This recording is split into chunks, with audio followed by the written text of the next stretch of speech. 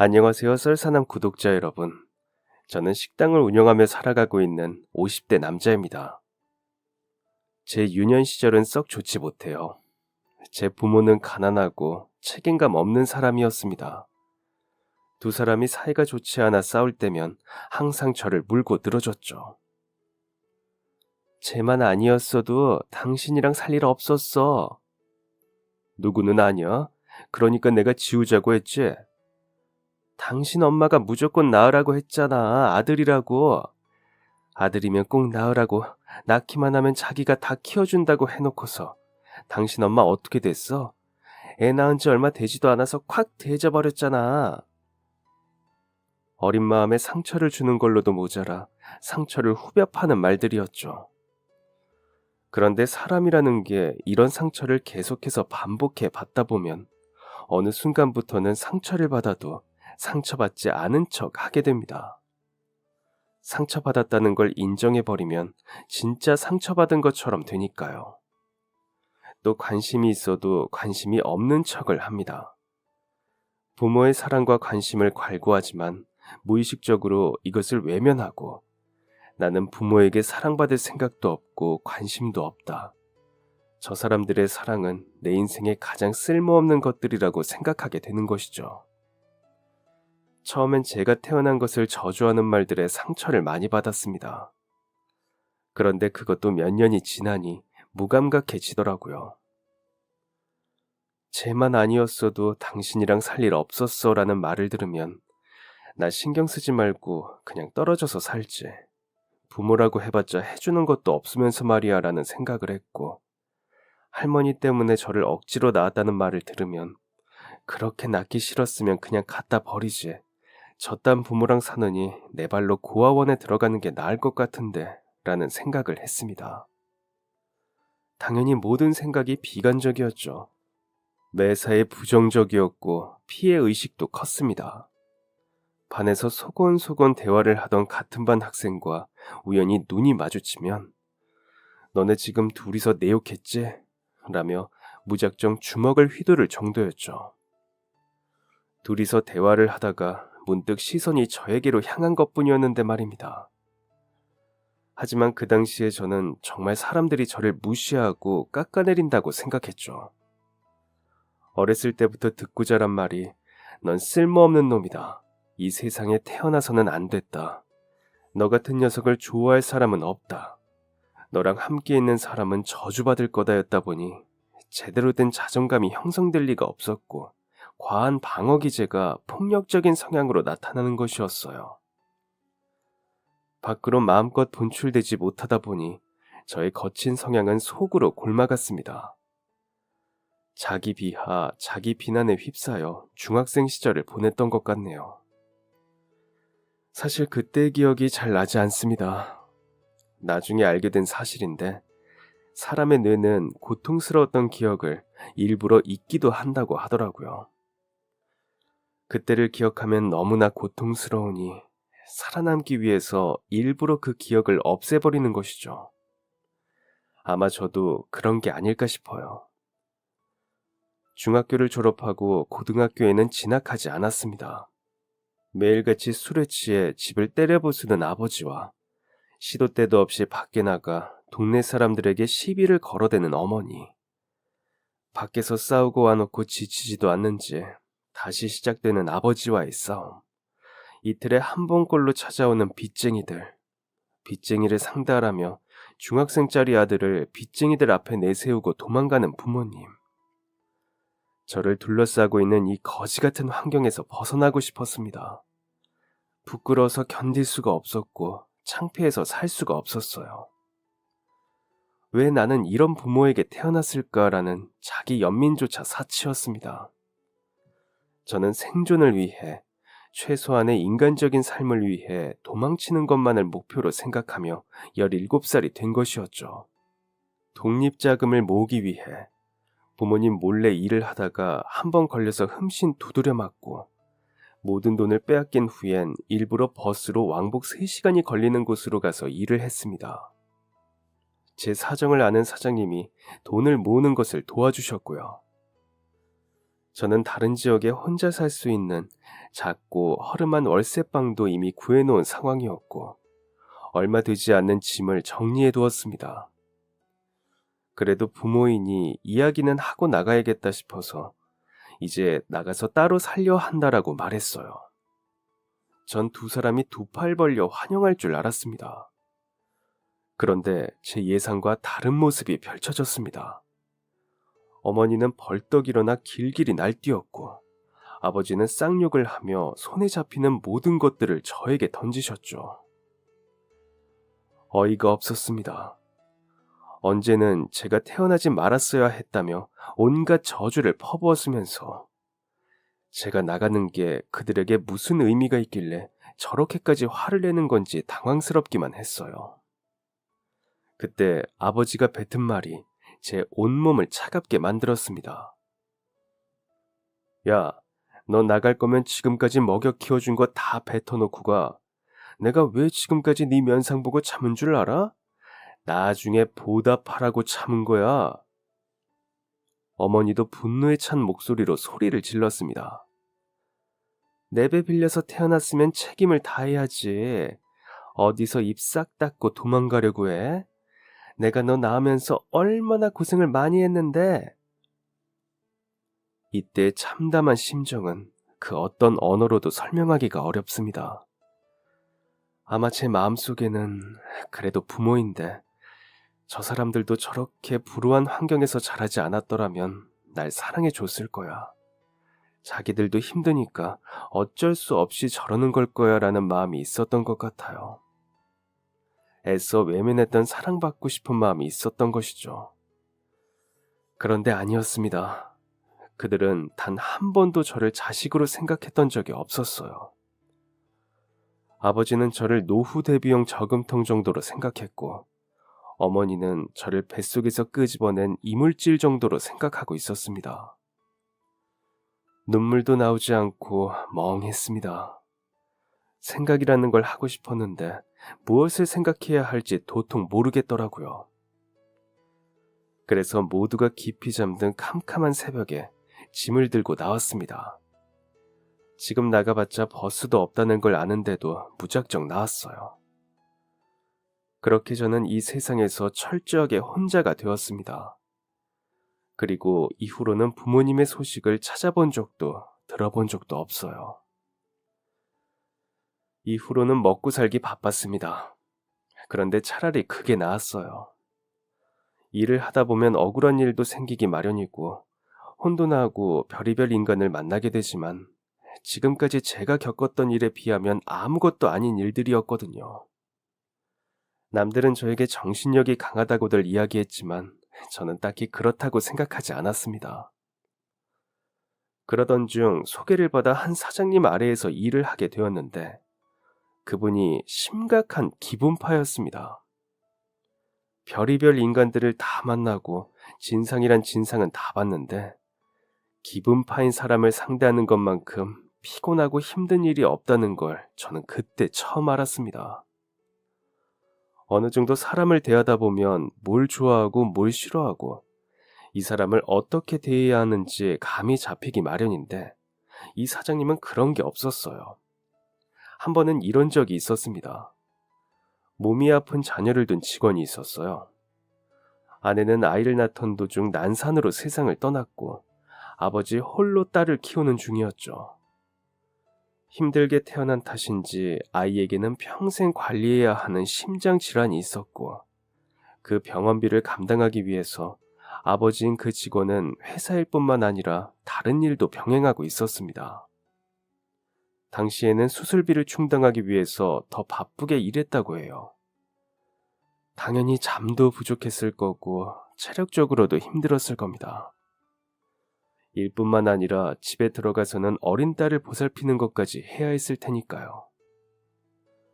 저는 갓 성인이 된 어린 나이였음에도 불구하고 꽤 신임받는 직원이었기 때문에 직원들을 관리하는 일들도 자연스럽게 하고 있었습니다. 그래서 그 직원이 언젠가는 한번 실수를 할 것 같았어요. 그래서 조심스럽게 주의를 주기도 했지만 딸의 병원비 한 푼이 급박한 상황에서 그 말이 들렸을 리 없겠죠.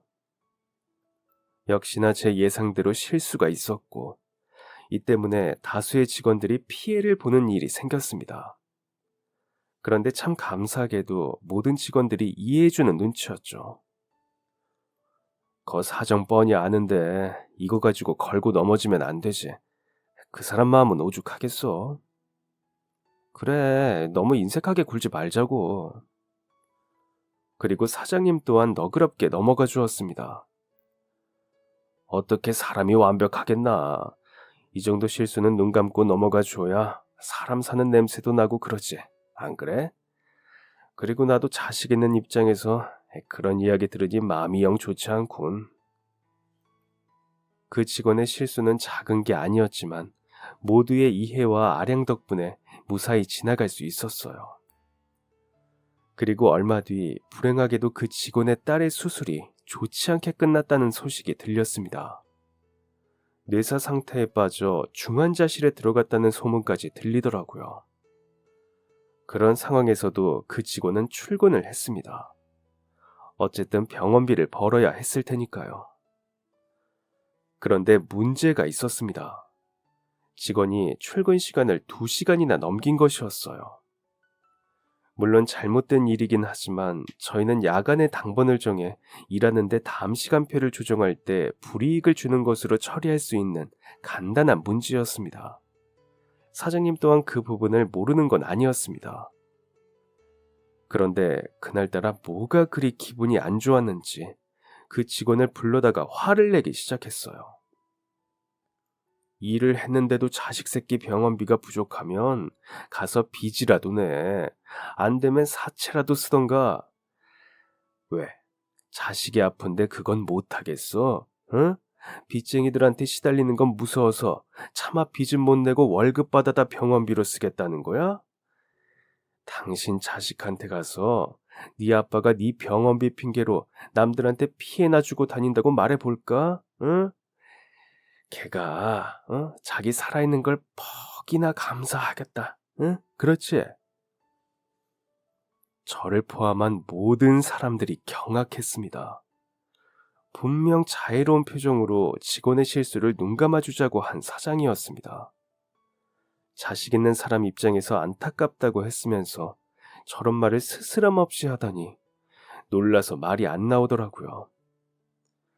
사장은 직원에게 종잇다발을 집어던지며 해고를 했습니다. 당시 혈기왕성했고 지킬 가족이 없었던 저는 무슨 자신감이었는지 벌떡 일어나서 사장님에게 이건 아니죠라고 외쳤습니다.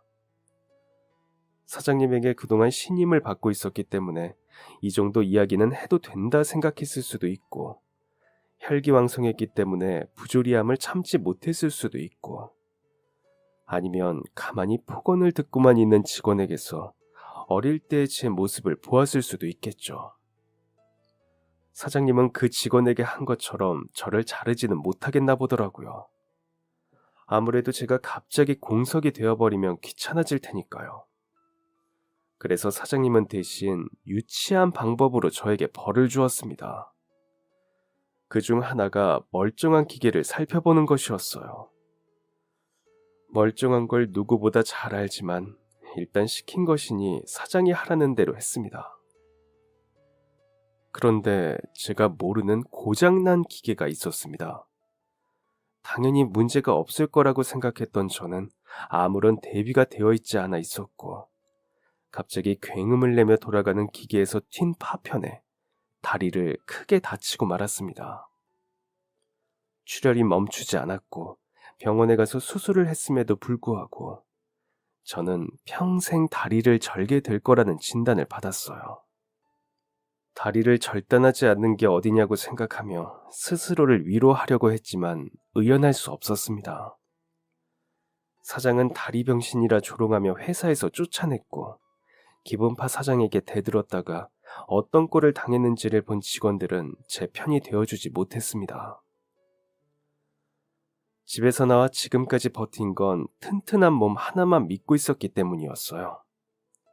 사장이 신임을 해서 직원들을 관리해보기도 했다지만 체계적으로 회계나 사무 업무를 배운 것도 아니고 별다른 경력도 없는 장애인인 저를 받아주는 곳은 없었습니다. 몸이라도 멀쩡하면 막노동이라도 할 텐데 몸이 불편하니 그것도 불가능했고 나중엔 집세를 낼 돈이 없어서 노숙을 하기도 했습니다. 잘 곳 없고 입을 옷 없는 건 괜찮았어요. 어릴 때 부모님에게 쫓겨나면 밖에서 종종 잠을 잤고 옷도 없으면 남들이 버린 옷을 아무렇지 않게 입곤 했으니까요. 그런데 사람들이 버리고 간 쓰레기를 뒤져서 먹는 건 조금 힘들었습니다. 그래, 내 인생이 이렇지 뭐. 시궁창같이 태어나서 시궁창같이 살다 죽는 게 내 운명이었는데 그 운명을 거스르려 하니 기어이 이렇게 되는구나 라고 생각하며 그저 제게 남은 시간이 빨리 흐르길 바랄 뿐이었습니다. 그런데 칠흑같이 어둡던 제 인생에 한 줄기의 빛이 비쳤습니다. 제가 있던 역사 뒷골목에는 저 포함해서 몇몇의 노숙자들이 더 있었는데 평소 같지 않게 해가 뜰 때부터 부산스러웠어요. 그때 안녕하세요 누군가 인사를 하며 저희가 있던 곳으로 걸어 들어왔습니다. 마치 옥구슬이 굴러가는 듯한 청아한 여자의 목소리였죠. 그 여자를 마주한 순간 저는 천사를 보는 듯 했습니다. 깔끔하게 하나로 묶은 어둡고 긴 생머리, 단정한 옷차림, 깨끗한 피부, 거기에 다정한 목소리까지. 제가 넋을 놓고 보고 있자 함께 지내던 방씨 아저씨가 저를 툭툭 치며 조용히 말했습니다. 예쁘제? 한 달에 한 번 오는 아가씨인데 요즘 텅 안 보여서 이젠 안 오려나 했더니 아유, 그동안 무슨 일이 있었는갑네.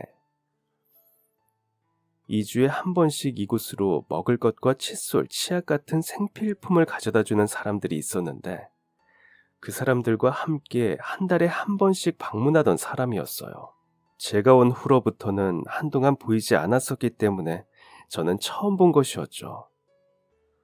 그 사람들이 돌아가고 난 뒤 제 머릿속에는 온통 그 여자 선정씨 뿐이었습니다. 얼마나 심한 죄책감에 시달렸는지 몰라요. 저는 평생 다리를 절 것이고 제대로 된 일을 구하지 못해서 길거리에 나앉은 놈이었습니다. 낳아준 부모에게 제대로 된 사랑도 받지 못해서 도망치듯 집을 나왔고 이 나이 될 때까지 친구 한 명 만들지도 못했었죠. 그런 제가 저렇게 해사한 여자를 머릿속으로 떠올리다니 그것만으로도 너무나 죄스럽고 미안했어요. 저는 제 마음을 진정시키려 노력했지만 아무리 노력해도 진정이 되지 않았죠. 대화 한번 해본 것도 아닙니다. 선정 씨는 자기 할 일만 착실히 하고 가까이 오는 사람들에게 간단한 안부만 주고받을 뿐이었어요. 얼굴 한 번 본 게 다인 사람에게 이런 마음을 품다니. 이것을 선정 씨가 알면 저를 얼마나 혐오스러워할지. 대체 누가 이런 볼품없는 남자의 연심을 반길 수가 있겠어요. 그리고 2주 뒤에 그들이 또 방문했을 때 저는 구석에 몸을 숨기고 없는 사람인 척 했습니다. 그런데 누군가 제 어깨를 툭툭 두드리더라고요. 슬며시 고개를 돌려 그 사람을 바라보았는데 세상에 선정 씨였습니다. 저는 숨이 멎는 듯 했어요. 저는 아무 말도 못하고 멍하니 그 여자만 보고 있었죠. 식사 안 하신 것 같아서요. 혹시 움직이기 힘드신 거면 제가 가져다 드릴게요. 잠시만 기다리세요. 선정 씨와의 만남은 그렇게 쭉 이어졌습니다. 억지로 피하는 것도 너무 어려웠습니다. 조금씩 대화도 하다 보니 제가 어쩌다 여기까지 흘러 들어오게 되었는지도 말하게 되었고 거의 처음으로 누군가에게 제 이야기를 하는 것이다 보니 제 어렸을 때 이야기까지도 하게 되었어요. 이 이야기까지 하고 나니 마음이 정리되더라고요. 제가 얼마나 밑바닥 인간인지 드러낸 상황에서 제가 원하는 관계를 만들 수 있는 가능성은 0.0001%도 안 되니까요. 2주 뒤 또다시 찾아온 선정 씨는 이번엔 누군가를 함께 데려왔습니다. 멀끔하게 차려입은 남자는 저 같은 사람들에게 직업을 소개해주는 사람이었어요. 저와 함께 지내던 노숙자들은 모든 의지를 상실한 지 오래라 매번 거절만 당했다고 하더라고요. 반면에 저는 다시 재기해보고자 하는 의지가 있는 듯하여 선정 씨를 통해 절 만나러 온 것이었습니다. 어떻게든 이 상황을 벗어나고 싶었던 저는 그 남자의 소개로 직업 훈련을 받게 되었고, 아주 적은 돈이지만 제 돈으로 먹고 살 만큼의 상황은 마련할 수 있었습니다. 이렇게 될 때까지 제게 가장 많은 힘을 준 건 선정 씨였습니다. 그 남자를 따라간 이후로는 저희의 인연이 끊길 것이라고 생각했는데, 선정 씨는 꾸준히 저에게 와주었어요. 저와 같이 밥을 먹어주었고, 이야기를 들어주었고, 또 힘든 점은 없는지 물어봐 주었죠. 저는 커져가는 제 마음을 주체하지 못한 채 결국 제 마음을 고백했습니다. 차라리 확실하게 차이고 마음을 정리하자는 것이었어요. 그런데 기적이 일어났습니다. 선정 씨가 제 고백을 받아준 것이었어요. 저는 이해할 수 없었습니다. 선정 씨처럼 사랑도 많이 받고 자라고 배운 것도 많은 사람이 대체 왜 저를... 선정 씨는 평소처럼 밝게 웃으며 말했습니다. 사실 저도 고아예요. 학교는 고등학교 겨우 나왔고요. 저는 그제야 제가 선정 씨에 대해 잘 모른다는 걸 알게 되었습니다. 부끄러웠어요. 좋아한다면서 그 사람에 대해 제대로 알려고도 안 한 거니까요. 처음에 사연을 들었을 때 솔직히 좀 놀랐어요. 나랑 비슷한 게 많더라고요. 저는 부모 없이 친척 집에서 자랐는데 거기서 비슷한 일을 겪었어요. 고등학교는 나와야 된다는 선생님의 말에 꾸역꾸역 졸업은 했는데 성인이 되고 나니까 뭘 할지 모르겠더라고요. 저는 운이 좋은 편이라 생각했어요. 이 단체를 알게 됐고 이분들이랑 함께 일할 수 있게 됐으니까요. 도움이 필요한 사람을 돕는 일도 뿌듯하고 의미 있는 일이라고 생각해요. 선정 씨는 본인과 비슷한 배경을 가지고 있는 제가 자꾸만 눈에 밟혔다고 합니다. 그 마음이 어떤지 잘 아니까요. 저는 운이 좋아서 이렇게 먹고 살지만 우민 씨는 아니었잖아요. 괜한 부채감 때문에 혼자 둘 수가 없었어요. 그래서 저를 자꾸만 찾아온 것이었다고 합니다. 처음에는 연민이 걱정이 되고 걱정이 관심이 되고 이윽고는 저와 함께하는 미래를 생각하게 되었다고 했죠. 하지만 저는 장애도 있고 가진 것 하나 없는 사람입니다. 선정 씨 같은 사람이랑은 어울리지 않아요. 이 말을 들은 선정 씨는 단호했습니다. 그런 건 누가 정하는 거죠? 제가 본 우민 씨는 누구보다 성실하고 꾸준한 사람이에요. 그리고 자격지심도 없고 정직하죠. 그리고 무엇보다 저를 많이 좋아해 주잖아요. 저도 가진 것 없고 부모 없는 여자인데 그런 건 아무 상관없다고 해주잖아요.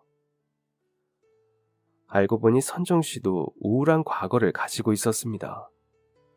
자신의 어두웠던 과거에서 벗어나기 위해 다른 사람들을 돕는 봉사를 시작하게 되었고 그 과정에서 저를 만나게 되었는데 제가 조금씩 회복되는 것을 보면서 자신도 과거에서 자유로워질 수 있었다고 했죠.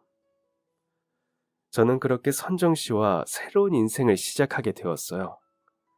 수저 한 벌 들고 반지하 월세방에서 시작한 신혼이었지만 감사했습니다. 넉넉한 형편은 아니었지만 밥 굶을 일은 전혀 없었고 많이는 아니었지만 아주 조금씩이나마 저축을 할 수 있었으니까요. 알콩달콩 함께 사는 사람도 있으니 정서적으로도 안정되고 일을 하다가 힘든 일이 있어도 아내를 생각하면 버틸 수 있는 힘이 생겼습니다. 장애가 있다는 이유로 불합리한 일도 많이 겪고 무시도 많이 당했어요.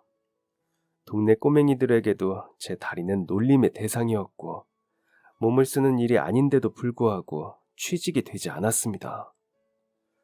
그래도 직업교육을 받았던 곳에서 소개해준 일자리와 일을 했던 곳의 사장님을 통해 알게 된 곳에서 근근히 일을 할 수는 있었죠.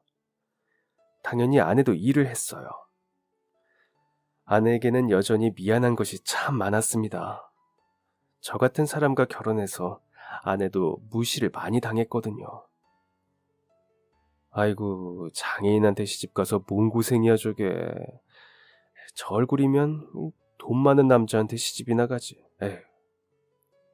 저러다 애라도 낳아봐. 자식도 절름발이인 거 아냐? 자식까지 다리를 절면 아유, 엄마는 어떡해. 어떡하기는 뭐 어떡해. 뭐 둘 다 인생 종치는 거지 뭐. 사람들은 제 아내가 듣든 말든 이런 말들을 아무렇지 않게 했습니다. 저와 함께 있을 때도 마찬가지였어요.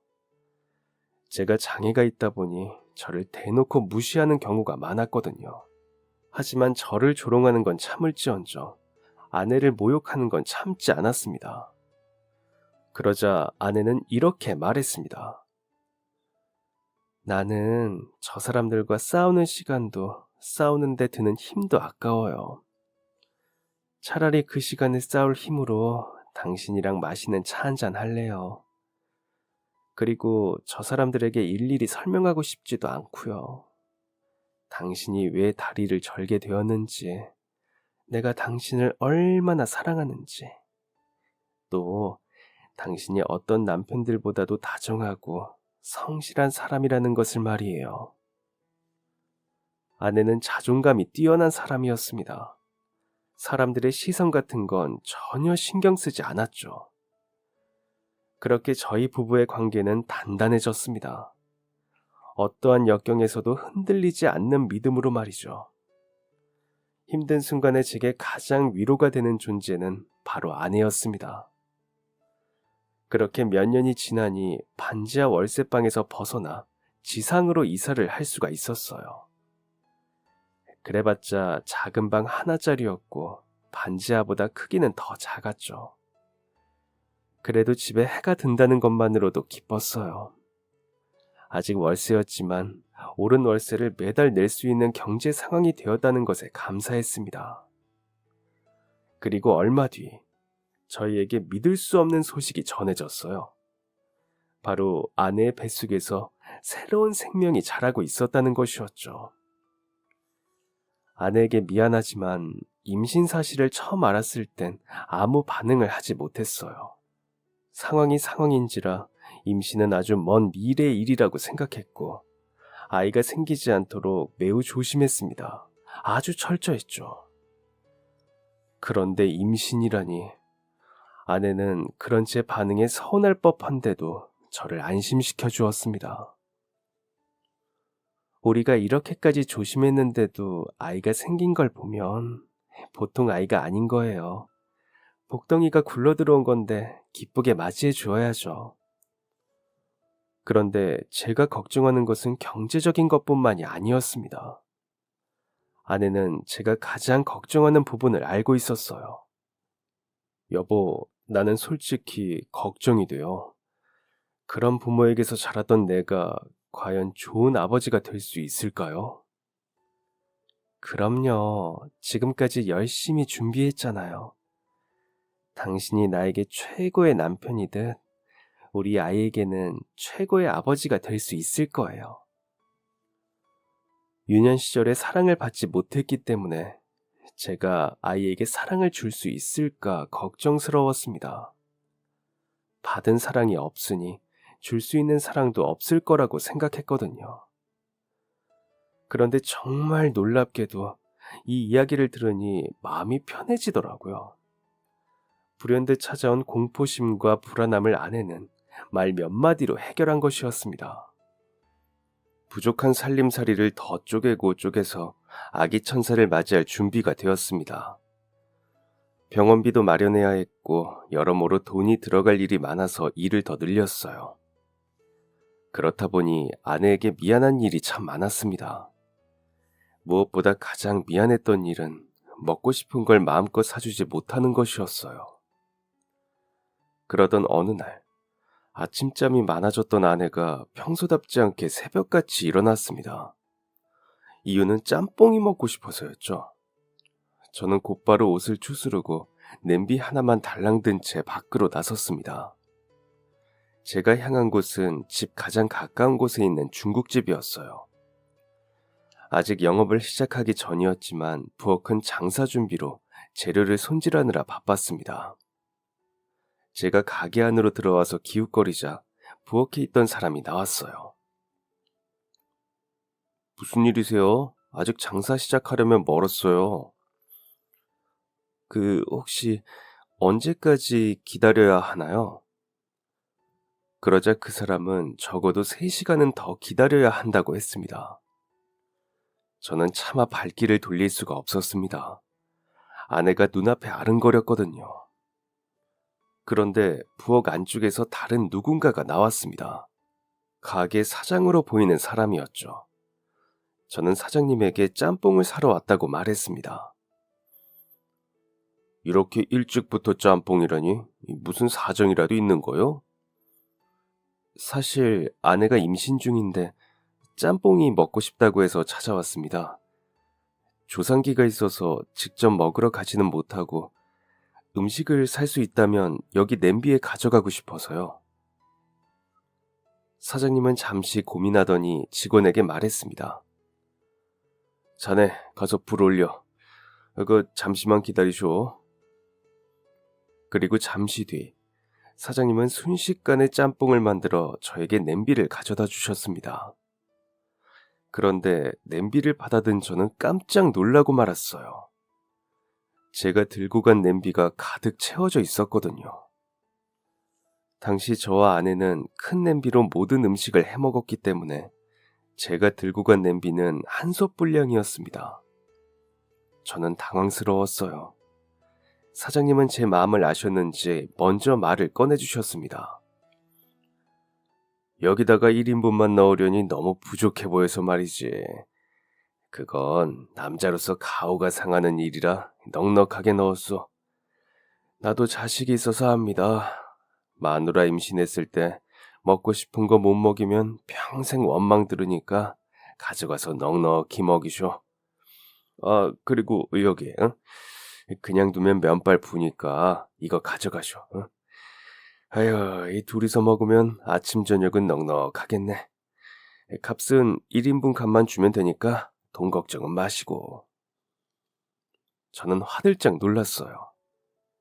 네? 그건 곤란합니다. 이렇게 양이 많은데 1인분 값이라뇨. 사장님은 고개를 저었어요. 내 맘대로 얹어준 건데 돈 더 받으면 내가 양아치지. 나 쪼잔한 남자로 만들지 말고 1인분 값만 두고 가쇼. 사장님은 제 발이 떨어질 기미가 안 보이자 강하게 말씀하셨어요. 에헤이, 이거 참 임신한 마누라 굶길 일 있어? 빨리 가야지. 저는 그제야 냄비를 들고 아내에게 뛰어갔습니다. 아내는 정말 맛있게 짬뽕을 먹었어요. 이후로는 종종 짬뽕을 찾았습니다. 저는 이후로 일주일에 한 번씩은 꼭 사장님의 가게로 가서 짬뽕을 사왔어요. 덕분에 조상기가 있던 아내도 힘을 낼 수 있었고 무사히 아이를 낳았습니다. 책임져야 할 아이가 생겼으니 저는 좀 더 안정적으로 돈을 벌 수 있는 방법을 찾아야 했습니다. 그건 바로 요리였어요. 아내를 위해서 요리를 시작하다가 알게 된 건데 제가 생각보다 요리에 소질이 있더라고요. 기구만 잘 쓰면 큰 어려움이 없이 서서 일할 수 있었어요. 적성에도 안 맞는 사무직을 할 바에야 몸을 쓰는 요리가 더 재미있었죠. 그렇게 아내의 지인분인 어떤 한 사장님 밑에서 열심히 요리를 배웠는데 자식이 없던 사장님이 은퇴를 하면서 그 식당을 고스란히 저에게 물려주셨습니다. 요리를 한 지 근 15년 만의 일이었죠. 그 사이에 아이는 중학교 2학년이 되었고 식당도 번창했습니다.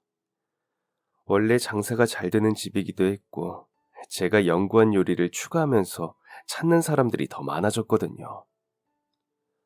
옆에 있던 건물까지 인수해서 가게를 확장하던 과정에 직원들 2명이 개인 사정으로 갑자기 일을 그만두게 되면서 발등에 불이 떨어졌습니다. 가뜩이나 직원을 더 뽑아야 하는 상황이었는데 베테랑 직원이 2이나 빠진 거였으니까요. 직원을 구한다는 메모를 가게 밖에 커다랗게 써두었습니다. 경력, 성별, 나이 관계없이 일하고 싶은 마음이 있는 사람이라면 누구나 지원하라고요. 얼마 지나지 않아 사람이 거의 다 구해졌지만 딱 한 명이 구해지지 않아 골머리를 썩고 있었습니다. 그런데 오픈 준비를 하고 있는 중에 가게 문이 열렸습니다. 별 신경을 쓰지 않고 제 할 일을 하고 있는데 문 쪽에서 신랑이 하는 소리가 들리더라고요. 소란스러운 분위기에 밖으로 나가보니 직원이 가게에 들어온 노숙자를 내보내려고 하고 있었습니다. 그런데 저는 그 사람을 그냥 내보낼 수 없었습니다. 과거의 제가 그 사람에게서 비쳐 보였기 때문이죠. 제 생각을 알았는지 아내는 흥분한 직원을 진정시키고 노숙자를 데리고 나갔습니다. 그리고 식당 뒤편에 있는 휴게실에 딸려있는 화장실에서 목욕을 할 수 있도록 해주었어요. 오랫동안 목욕을 하고 나온 노숙자는 많이 멀끔해진 상태였습니다. 저는 그 노숙자에게 소정의 돈과 함께 쉼터를 소개해 주려고 하였어요. 나이가 많아 보였거든요. 그런데 노숙자는 그런 도움 말고 일을 할 수 있도록 해달라고 말했습니다. 사실 저는 조금 당황스러웠어요. 70살에 가까워 보이는 사람에게 허드렛 일을 시킬 수는 없었으니까요. 무엇보다 오랫동안 일을 하지 않았던 사람이 일을 잘할 수 있을지도 의심스러웠습니다. 그래서 거절을 하려는데 낌새를 느꼈는지 노숙자는 저를 설득하기 시작했어요. 제가 사실 중국집을 했었습니다. 저기 옆 동네 시내 사거리 쪽에서 크게 장사를 했는데 사정이 이렇게 되기는 했지만 분명히 도움이 될 겁니다. 제발 칼질이라도 시켜주십시오. 하루에 삼시세끼, 아니 두 끼만, 아니 한 끼만 챙겨주셔도 괜찮습니다. 제발 도와주십시오. 저는 정신이 번뜩 들었습니다. 옆 동네 시내 사거리? 그건 13년 전 제가 신세를 졌던 중국집이 있는 자리였거든요. 저는 깜짝 놀라 노숙자를 찬찬히 훑어보았습니다. 정말 놀라웠어요. 그 노숙자는 13년 전 제가 신세를 졌었던 그 중국집의 사장님이었습니다. 13년 전에는 풍채가 커서 소도 때려잡을 것 같았던 분이 빼빼 말랐으니 제가 못 알아본 것도 무리가 아니었죠. 순간 눈물이 왈칵 쏟아졌어요. 사장님은 갑작스럽게 눈물을 흘리는 저를 보고는 적잖이 당황한 모습이었습니다. 13년 전에 일주일에 한 번씩 짬뽕을 사러 갔던 사람 혹시 기억하시나요? 사장님은 눈을 동그랗게 뜨며 깜짝 놀라셨고 이후 사장님의 이야기를 듣게 되었습니다. 사장님은 5년 전 가게를 시작할 때부터 데리고 있던 직원에게 사기를 당했다고 합니다. 그 사람뿐만 아니라 다른 직원들까지 합세해서 사장님을 몰아냈다고 했죠. 자기들끼리 돈을 모아서 사장님의 뒤통수를 칠 준비를 했다는데 가게의 지분까지 나눠서 수익을 나눠 먹을 생각까지 하고 있었다고 했죠. 사장님은 어떻게든 대응을 하려고 하셨지만 가게를 빼앗긴 지 얼마 되지 않아 사모님이 갑작스럽게 병으로 돌아가셨고 자식이 없던 사장님은 모든 것을 포기하고 스스로 거리로 나오셨다고 합니다. 처음엔 조금 굶으면 마누라 곁으로 갈 수 있을 줄 알았는데 이놈의 명줄이 얼마나 끈질긴지 배고파서 눈앞이 아른거리면 쓰레기를 뒤지고 있는데 그 모습이 처참해서 이번에는 다리에서라도 떨어질 생각이었어.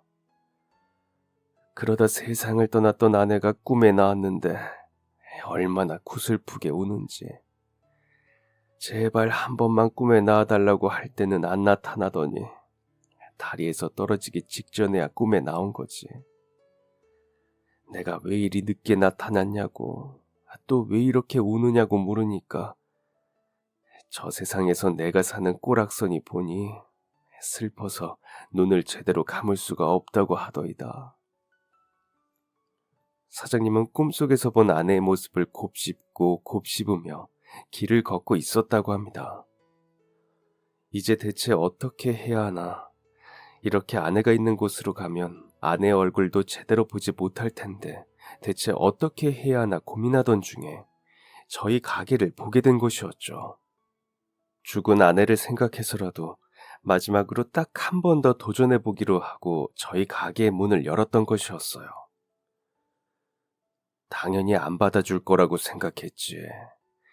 그래도 한 번이라도 도전했으니 아내도 나를 안타깝게 봐줄 거라고 생각했어. 그런데 이런 인연을 만나다니. 저와 사장님은 그렇게 자리에 앉아 하염없이 눈물을 흘렸습니다.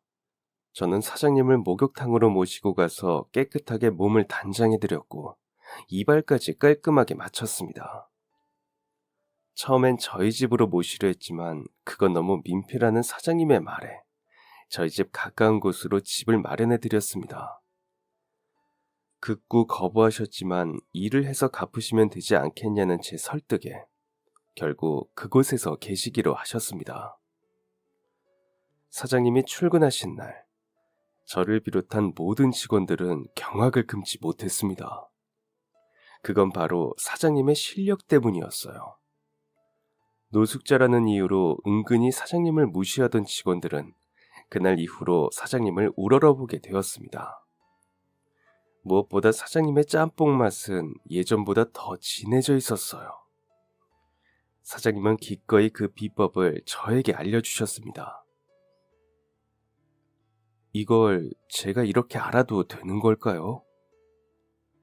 나한테 새로운 인생을 선물해준 사람인데 내가 뭘 못해주겠는가? 그리고 나는 이제 늙어서 새롭게 장사를 할 수도 없고 이 레시피를 물려줄 사람도 없어. 그러니 자네가 내 레시피를 기억해주게. 내가 평생에 걸쳐서 완성한 것이니까. 저는 사장님과 일한 지 1년 뒤 사장님에게 한 가지 제안을 했습니다. 사장님, 아무리 생각해도 사장님은 남의 가게 주방에 계실 분이 아닌 것 같습니다. 제가 가게를 하나 내드릴 테니 그곳을 운영하시는 게 어떠신가요? 사장님은 손사래를 치셨어요.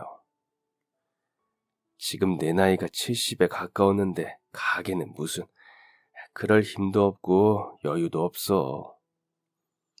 저는 사장님을 끊임없이 설득했습니다. 몸이 쑤셔서 어쩔 줄 몰라 하시는 거 다 알고 있어요. 평생 그렇게 바쁘게 사셨던 분이 작은 주방에만 계시니 얼마나 심심하세요. 그리고 사장님 같은 분을 이런 곳에 썩혀두는 건 요식업에 종사하는 사람으로서 용납이 안 됩니다.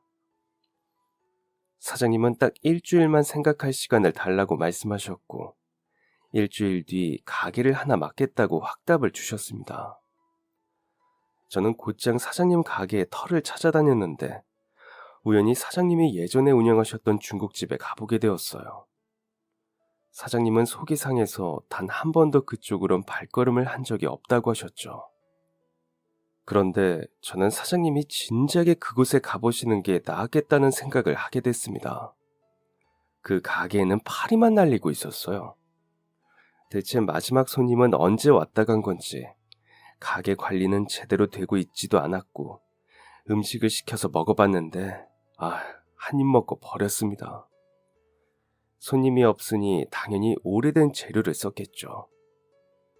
사장님이 평생을 일군 가게를 이런 식으로 관리하다니 열불이 났습니다. 가게가 이렇게 망해가는데도 가게 문을 닫지 않았던 이유는 사장님에게 사기를 치면서 이 가게의 지분을 나눴던 사람들의 욕심 때문이었어요. 저는 아무것도 모르는 사람인 양 제가 그 가게를 인수하겠다고 말했습니다. 그 가게를 실질적으로 운영하고 있던 못된 가게 주인은 제 제안을 덥석 물었죠. 자기 멋대로 가게를 처분해버렸다는 것에 분노한 동업자들은 가게를 운영하고 있던 주인을 쫓아갔고, 끝까지 자신들의 이익에만 눈이 멀어 서로 지분을 차지하려던 그들은 결국 스스로 자멸했습니다. 저는 사장님에게 가게 열쇠를 넘겨드렸어요. 사장님은 감격의 눈물을 흘리셨습니다. 그러면서 가게 수익을 5대5로 나누자 말씀하셨죠. 사실 수익을 나눌 생각은 없었지만 그렇게 하지 않으면 가게를 운영하지 않겠다는 사장님의 고집에 어쩔 수 없이 백기를 들었습니다. 사장이 바뀐 것도 모자라 이전 사장이 돌아왔다는 소식에 그동안 떠났던 단골들이 돌아오기 시작했어요. 당연히 중국집은 다시 대박이 났죠.